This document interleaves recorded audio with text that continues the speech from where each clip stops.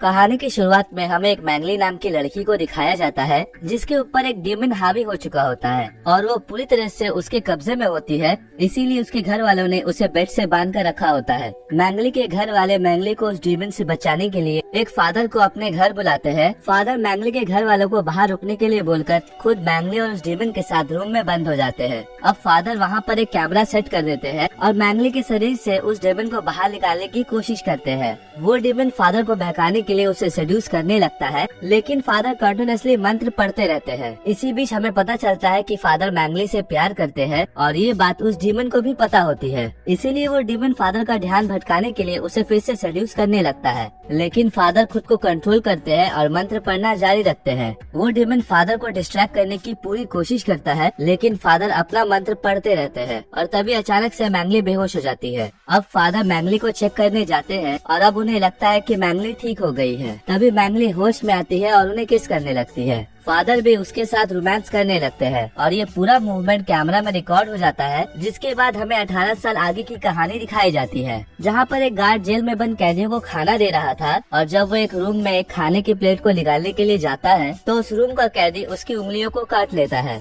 इसके बाद हमें फादर पीटर को दिखाया जाता है, जिनको अभी भी अपनी गलती का गिल्ट होता है जो उन्होंने मैंगली के साथ 18 साल पहले की थी। फादर उन गुनाहों को कबूल करके अपने मन को हल्का करने के लिए सबसे सीनियर फादर के पास जाते हैं और 18 साल पहले जो गलती की थी उसका वीडियो रिकॉर्डर फादर को देने की सोचते हैं, लेकिन वो फादर से कुछ बोल पाते उससे पहले ही सीनियर फादर पीटर को बहुत सारा फंड का पैसा दे देते हैं, जिसे देखने के बाद फादर उस वीडियो रिकॉर्डर को अपने पास ही रख लेते हैं और उस फंड के पैसे से अपने चर्च के बच्चों के लिए बहुत सारे सामान ले जाते हैं। रात को फादर को जेल में से फोन आता है, जिसमें से एक गार्ड फादर को बताता है कि हमारे जेल में से एक कैदी की हालत बहुत खराब है, जिसे किसी डॉक्टर की नहीं बल्कि आपकी जरूरत है। अगली सुबह फादर उस जेल में चले जाते हैं, जहां हम एक लड़की को देखते हैं जो कि एक बहुत ही बुरी आत्मा की वश में थी। उसने एक लड़की को फांसी में चढ़ा दिया था, जिसकी वजह से उसे जेल हुई थी। अब वो लड़की उस फादर को देखने के बाद कहती है कि हम पहले भी मिल चुके हैं। ये डीमन भी फादर के सामने वैसे ही उठपटांग हरकतें करने लगता है जैसे 18 साल पहले मैंगली कर रही थी। फादर उसकी हरकतों को देखने के बाद फौरन उस जेल से बाहर निकल आते हैं और उन ऑफिसर से कहता है कि मैंने शरीर से आत्मा निकालने का काम 18 साल पहले ही छोड़ दिया है और मैं आपकी मदद नहीं कर सकता।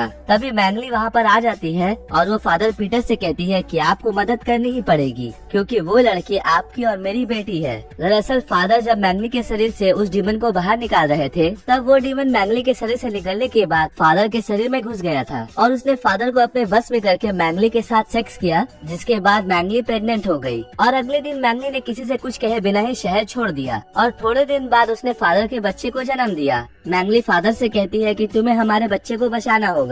इसके बाद फादर अपने 18 साल पहले की गई गलती के लिए मैंगली से माफी मांगते हैं, तो मैंगली भी उन्हें माफ कर देती है। पीटर फादर अपनी बेटी को बचाने के लिए अपने सीनियर फादर माइकल के पास जाते हैं और उन्हें सारी बात बताते हैं, लेकिन वो ये बात नहीं बता पाते कि वो उनकी ही बेटी है। फादर एक्सॉर्सिज्म वाले टेप को भी जला देते हैं। अब अगले दिन एक्सॉर्सिज्म शुरू करने का फैसला करते हैं। फादर माइकल पीटर से कहते हैं कि इस काम को हमें बड़े ध्यान से करना होगा, वरना इसमें हमारी जान भी जा सकती है। अब पूरी तैयारी करने के बाद फादर माइकल और फादर पीटर उस जेल के सारे स्टाफ को निकालकर उस जेल के अंदर जाते हैं। एक डॉक्टर उनका साथ दे रहे थे, तभी अचानक से वहाँ की बिजली चली जाती है। डॉक्टर जब चेक करने जाते हैं तो उन्हें एक पुलिस वाले की बॉडी बहुत बुरी तरह से मिलती है, जिससे डरकर वो फादर को आवाज लगाने लगते हैं। तभी पीटर फादर की बेटी इस पर उन्हें दिखाई देती है। वो इस पर को इंजेक्शन लगाकर बेहोश करने की कोशिश करता है, लेकिन वो उनके ऊपर हमला कर देती है। डॉक्टर की आवाज सुनकर जब दोनों फादर वहाँ पर आते हैं तो डॉक्टर बहुत बुरी हालत में होता है। वो फादर को वहाँ से भाग जाने के लिए कहता है। इसी दौरान वहाँ बहुत सारे शैतान आ जाते हैं। दरअसल जेल में जितने भी कैदी थे, इस पर के अंदर के डीमन ने उन सबको जेल से आजाद करके अपने काबू में कर लिया था। दोनों फादर वहाँ से शैतान को भगाने के लिए मंत्र पढ़ने लगते हैं। फादर माइकल के मंत्र पढ़ने से उनके आगे के शैतान तो तड़प रहे थे, लेकिन फादर पीटर के मंत्रों का इस पर कोई भी असर नहीं हो रहा था।